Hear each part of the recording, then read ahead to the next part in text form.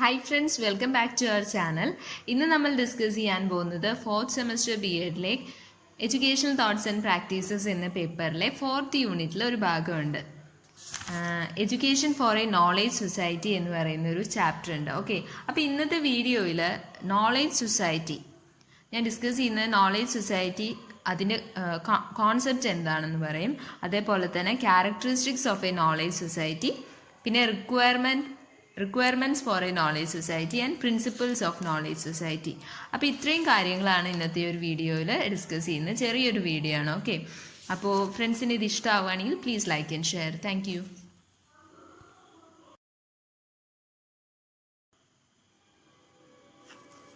Chapter 24 education for a knowledge society. Okay, അപ്പോൾ നമുക്ക് ഇവിടെ ഡിസ്കസ് ചെയ്യാനുള്ളത് എന്താണ് ഒരു നോളേജ് സൊസൈറ്റി എന്നുള്ളത് കൊണ്ട് ഉദ്ദേശിക്കുന്നത് നോക്കാം.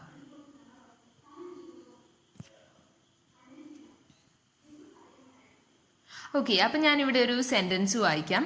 A knowledge society generate shares and makes available to all members of the society knowledge that may be use to improve the human condition. അപ്പോൾ ഇത്രയേ ഉള്ളൂ. നോളേജ് സൊസൈറ്റി എന്ന് പറയുമ്പോൾ ആ സൊസൈറ്റിയിൽ ആൾക്കാർ നോളേജ് ക്രിയേറ്റ് ചെയ്യുന്നു അല്ലെങ്കിൽ നോളേജ് ജനറേറ്റ് ചെയ്യുന്നു. അതായത് അറിവ് ജനറേറ്റ് ചെയ്യുകയും അങ്ങനെ ജനറേറ്റ് ചെയ്ത ആ നോളേജിനെ അവിടെയുള്ള വേറെ മെമ്പേഴ്സിനൊക്കെ ഷെയർ ചെയ്യുകയും അങ്ങനെ ഷെയർ ചെയ്ത് കിട്ടിയ നോളേജിനെ അവരുടെ ലിവിങ് കണ്ടീഷൻ ഇംപ്രൂവ് ചെയ്യാനായിട്ട് യൂസ് ചെയ്യുന്നു.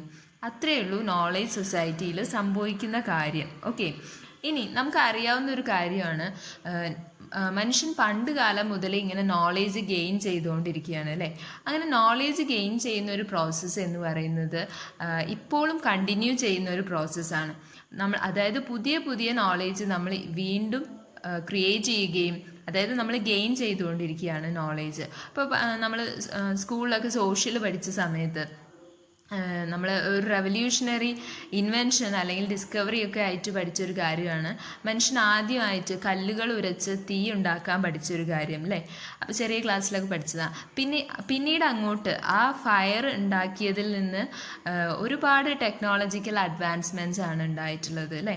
അപ്പോൾ നോളേജ് ഗെയിനിങ് എന്ന് പറയുന്നത് ഒരു കണ്ടിന്യൂയിങ് പ്രോസസ്സാണ്. അതേപോലെ തന്നെയാണ് ചക്രങ്ങളുടെ ഇൻവെൻഷൻ അല്ലേ, ഇൻവെൻഷൻ ഓഫ് വീൽസ് എന്ന് പറയുന്നത്. അപ്പോൾ വീൽസ് ഉണ്ടാക്കിയതിന് ശേഷം നമ്മുടെ ഒരു ട്രാൻസ്പോർട്ട് സിസ്റ്റത്തിലൊക്കെ ഒരുപാട് വ്യത്യാസങ്ങളുണ്ട്. ഇപ്പോൾ നമുക്ക് അൾട്രാ മോഡൽ ഓട്ടോമൊബൈൽസ് ആണുള്ളത് അല്ലേ.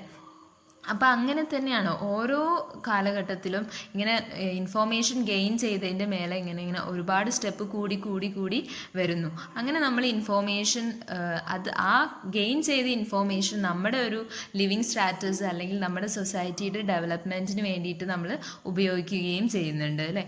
അപ്പോൾ അതാണ് പറഞ്ഞു വരുന്നത്. നോളേജ് സൊസൈറ്റിയിൽ നോളേജ് എന്ന് പറയുന്ന കാര്യമാണ് അവിടെ ഇമ്പോർട്ടൻ്റ് ആയിട്ട് നിൽക്കുന്നത്. ആ ക്രിയേറ്റ് ചെയ്യപ്പെട്ട നോളേജ് കൊണ്ടാണ് നമ്മൾ നമ്മുടെ ലിവിങ് കണ്ടീഷൻ ഇംപ്രൂവ് ചെയ്തെടുക്കുന്നത്. ഓക്കെ,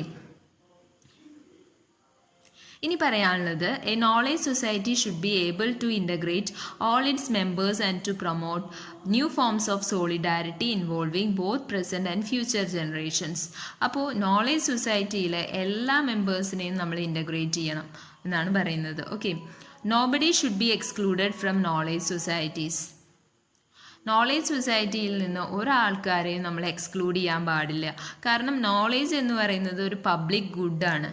പബ്ലിക് ഗുഡ് അതായത് ഒരു മെറ്റീരിയലൈസ് ചെയ്തിരിക്കുകയാണ് ഇവിടെ നോളേജിനെ. പബ്ലിക് ഗുഡാണ്, അത് എല്ലാവർക്കും അവകാശപ്പെട്ടതുമാണ്. നോളേജ് ഉപയോഗിക്കാനും ഷെയർ ചെയ്യാനും ഒക്കെ എല്ലാവർക്കും റൈറ്റ് ഉള്ളതാണ്. ഓക്കെ, അപ്പോൾ ഒരു നോളേജ് സൊസൈറ്റി എന്ന് പറയുന്നത് ഇത്രയേ ഉള്ളൂ. ഓക്കെ, അപ്പോൾ നമ്മൾ ഇന്നിപ്പോൾ നമ്മുടെ ഒരു ഈ കാലഘട്ടം എന്ന് പറയുന്നത് it is A age of knowledge എന്ന് വേണമെങ്കിൽ നമുക്ക് പറയാം. It is age of knowledge അല്ലെങ്കിൽ നോളേജ് ഇറ എന്നൊക്കെ നമുക്ക് വിളിക്കാൻ സാധിക്കും. ഓക്കെ, ഇനി നമ്മൾ ഡിസ്കസ് ചെയ്യാൻ പോകുന്നത് characteristics of a knowledge society. Knowledge സൊസൈറ്റിക്ക് അതിൻ്റേതായിട്ടുള്ള ഫീച്ചേഴ്സ് ഉണ്ട്. അപ്പോൾ എന്തൊക്കെയാണ് ആ ഫീച്ചേഴ്സ് എന്ന് നോക്കാം. First one, knowledge society enables personal empowerment by providing the means by which people can become more self-dependent, self-governing, and more involved with community controlled organizations or institutions and processes. അപ്പോൾ ഇതിൻ്റെ ഒരു first characteristic എന്ന് പറയുന്നത് knowledge സൊസൈറ്റിയിലുള്ള ആൾക്കാരൊക്കെ എങ്ങനെയായിരിക്കും? Self dependent ആയിരിക്കും. അതേപോലെ തന്നെ സെൽഫ് ഗവേണിംഗ് ആയിരിക്കും. പിന്നെ വേണമെങ്കിൽ നമുക്ക് സെൽഫ് റിലയൻ്റ് ആണെന്നൊക്കെ പറയാൻ സാധിക്കും അല്ലേ? അപ്പോൾ അവിടെയുള്ള ആൾക്കാർക്ക് ഒരു നോളേജ് കിട്ടിക്കഴിഞ്ഞാൽ ആ നോളേജ് കൊണ്ട് എങ്ങനെ നമുക്ക് ജീവിക്കാം എന്നുള്ള കാര്യത്തിനെ കുറിച്ചൊക്കെ അവെയർ ആയിരിക്കും. ഓക്കെ, അതാണ് സെൽഫ് ഡിപ്പെൻഡൻ്റ് ആയിരിക്കും. പിന്നെ സെൽഫ് ഗവേണിംഗ് ആയിരിക്കും എന്നൊക്കെ പറയുന്നത്. പേഴ്സണൽ എംപവർമെൻ്റ് ആണ് അവിടെ നടക്കുന്നത് നോളേജ് സൊസൈറ്റിയിൽ. ഓക്കെ, രണ്ടാമത്തെ ക്യാരക്ടറിസ്റ്റിക് ആണ് a society of the imagination and intuition where artistic and innovative initiatives and approaches are fostered and encouraged. ഇത്തരം നോളേജ് സൊസൈറ്റിയിൽ എന്താ ഉള്ളത്? അവിടെ ഇമാജിനേഷനും ഇൻറ്റ്യൂഷനും ഒരുപാട് പ്രാധാന്യമുണ്ട്. അതായത് നമ്മൾ ഒരു കാര്യം ഇമാജിൻ ചെയ്യുന്നു, നമ്മൾ അത് ഇങ്ങനെ മൈൻഡിൽ ഇങ്ങനെ ഇമാജിൻ ചെയ്തിട്ട് നമ്മളത് പിന്നീട് ചെയ്യുമ്പോൾ അത് വർക്കൗട്ട് ആവും അല്ലേ? ചില ക്രിയേഷൻസൊക്കെ അങ്ങനെ ഉണ്ടായിട്ടുണ്ട്. ചിലതൊക്കെ ആക്സിഡൻ്റലി സംഭവിച്ചതുമാണ്. ചിലതൊക്കെ ഒരു കാര്യം കണ്ടുപിടിക്കണം എന്ന് നമ്മൾ വിചാരിച്ചുകൊണ്ട് നമ്മളിങ്ങനെ ഓരോന്ന് ഇമാജിൻ ചെയ്യുന്നു, കാര്യങ്ങളൊക്കെ ഓരോ ഡിസ്കവറി ചെയ്യാനായിട്ട് അങ്ങനെയുള്ളത്. അപ്പോൾ നോളേജ് സൊസൈറ്റി എന്ന് പറയുമ്പോൾ it is the society of imagination and intuition എന്നാണ് പറയുന്നത്. അവിടെ ക്രിയേറ്റിവിറ്റിക്കും ആർട്ടിസ്റ്റിക് ടാലൻസിനും ഒരുപാട് ഇമ്പോർട്ടൻസ് ഉണ്ട്. അതേപോലെ തന്നെ ഇത്തരം ക്രിയേറ്റിവിറ്റിയെയും ടാലൻസിനെയും എൻകറേജ് ചെയ്യുകയും ഫോസ്റ്റർ ചെയ്യുകയും ചെയ്യുന്നുണ്ട്. ഓക്കെ, ഇനി മൂന്നാമത്തെ കാര്യം a society that facilitates more interpersonal discussion that makes it easy for people to talk to one another individually and in groups that encourages the sharing of ideas experiences and solution. അപ്പോൾ മൂന്നാമത്തെ കാര്യം എന്ന് പറയുന്നത് ഇവിടെ സൊസൈറ്റിയിൽ നന്നായിട്ട് person to person നന്നായിട്ട് discussions നടക്കുന്നു. ഇപ്പോൾ ഒരാളുടെ ഐഡിയാസ് മറ്റൊരാൾക്ക് ഷെയർ ചെയ്യുന്നു, അവിടെയുള്ള ഐഡിയാസ് ഇങ്ങോട്ട് ഷെയർ ചെയ്യുന്നു. അങ്ങനെ ഐഡിയാസ് നോളേജും ഒക്കെ ഇങ്ങനെ ഷെയർ ചെയ്ത് അത് ഇൻ്റഗ്രേറ്റ് ചെയ്യുമ്പോൾ പുതിയൊരു കണ്ടുപിടുത്തം ഉണ്ടാകുന്നു. ഓക്കെ, അപ്പോൾ അതാണ് മൂന്നാമത്തെ ക്യാരക്ടറിസ്റ്റിക് ആയി പറയുന്നത്. ഓപ്പൺ ഡിസ്കഷൻസ് ഉണ്ടാവുന്നുണ്ട്, ഐഡിയാസ് അങ്ങോട്ടും ഇങ്ങോട്ടും ഒക്കെ ഷെയർ ചെയ്യുന്നുണ്ട്, ആ കിട്ടിയ ഐഡിയയെ എൻകറേജ് ചെയ്യാനും മറക്കുന്നില്ല. ഓക്കെ, പിന്നെ നാലാമത്തെ ക്യാരക്ടറിസ്റ്റിക് ആണ് a society that is closer to an ideal society characterized by communities of informed active healthy people with low levels of unemployment and crime and high levels of achievements accomplishment and life satisfaction. ഈ knowledge society എന്ന് പറയുന്നത് it is closer to an ideal society. Ideal society എന്ന് പറയുമ്പോൾ എന്താണ്? അവിടെ negativities ഒക്കെ കുറവായിരിക്കും അല്ലേ? എന്നാൽ നെഗറ്റീവ്സ് ഇല്ല എന്ന് തന്നെ വേണമെങ്കിൽ നമുക്ക് പറയാൻ സാധിക്കും. അപ്പോൾ ഒരു നോളേജ് സൊസൈറ്റി എന്ന് പറയുന്നത് it is closer to an ideal society എന്നാണ് പറയുന്നത്. അവിടെ എന്തായിരിക്കും? അവിടെയുള്ള ആൾക്കാർ ആക്റ്റീവായിരിക്കും, ഇൻഫോംഡ് വൺസ് ആയിരിക്കും, ഹെൽത്തി പീപ്പിൾ ആയിരിക്കും. പിന്നെ അവിടെ എന്തൊക്കെ കുറവായിരിക്കും? അൺഎംപ്ലോയ്മെൻറ്റ് ഉണ്ടാവില്ല, ക്രൈം ഉണ്ടാവില്ല. Okay, high levels of achievement ഉണ്ടാവും, അക്കംപ്ലിഷ്മെൻറ്റ് ഉണ്ടാവും, ലൈഫ് സാറ്റിസ്ഫാക്ഷൻ ഉണ്ടാവും. ഓക്കെ, ടീച്ചറായിട്ട് പറയുന്നത് a society where the opportunities for exploitation of the have nots by the haves are minimized because of a decrease in the number of have notes. അതായത് have notes എന്ന് പറയുന്നത് unemployed ആയിട്ടുള്ള ആൾക്കാരാണ്. Okay, പിന്നെ haves എന്ന് പറയുന്നത് employed ആയിട്ടുള്ള ആൾക്കാർ.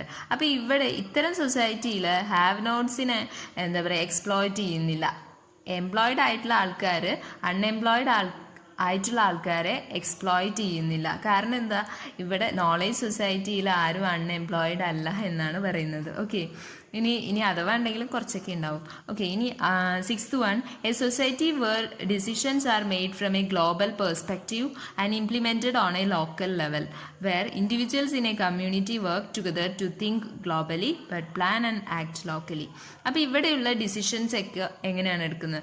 ഗ്ലോബൽ പെർസ്പെക്റ്റീവാണ്. ഓക്കെ, അപ്പോൾ ഗ്ലോബൽ പെർസ്പെക്റ്റീവ് എന്ന് പറയുമ്പോൾ അവിടെ സെൻട്രലൈസേഷൻ ഉണ്ട് അല്ലേ? അപ്പോൾ അങ്ങനെ ഡിസിഷൻസ് എടുക്കുകയും അതിനെ ലോക്കൽ ലെവൽസിലേക്കും ഇംപ്ലിമെൻറ്റ് ചെയ്യുന്നുണ്ട്. ഓക്കെ, അപ്പോൾ അവിടെ എന്താണ്? ഗ്ലോബലി നമ്മൾ പ്ലാൻ ചെയ്യുന്നു, നമ്മൾ ലോക്കലി ആക്ട് ചെയ്യുകയും ചെയ്യുന്നുണ്ട്.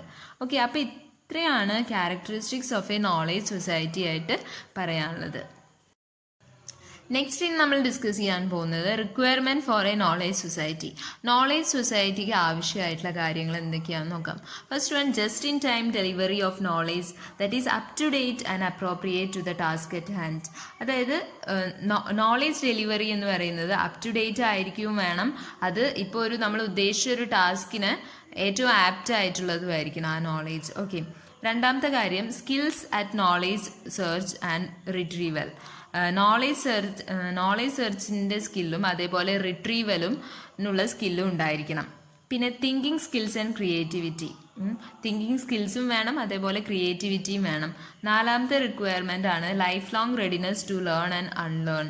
ഓക്കെ, അത് ഏറ്റവും ഇമ്പോർട്ടൻ്റ് ആണ്. കാരണം ഇപ്പം നമ്മൾ ഒരു കാര്യം ഒരെണ്ണം പഠിച്ചു, അപ്പോൾ ഇനി അത് മാറ്റില്ല എന്ന് വാശി പിടിക്കാൻ പാടില്ല. കാരണം ഫ്യൂച്ചറിൽ വേറെ അതിനേക്കാളും അഡ്വാൻസ്ഡ് ആയിട്ടുള്ളൊരു കാര്യം വന്നാൽ നമ്മളത് അൺലേൺ ചെയ്യുക തന്നെ വേണം അല്ലേ. കാരണം ഇപ്പോൾ ഇന്ന് കണ്ടുപിടിച്ചതിനേക്കാളും ആപ്റ്റായ ഒരു കാര്യം വന്നാൽ നമ്മളത് ആക്സെപ്റ്റ് ചെയ്യാൻ തയ്യാറാവണം.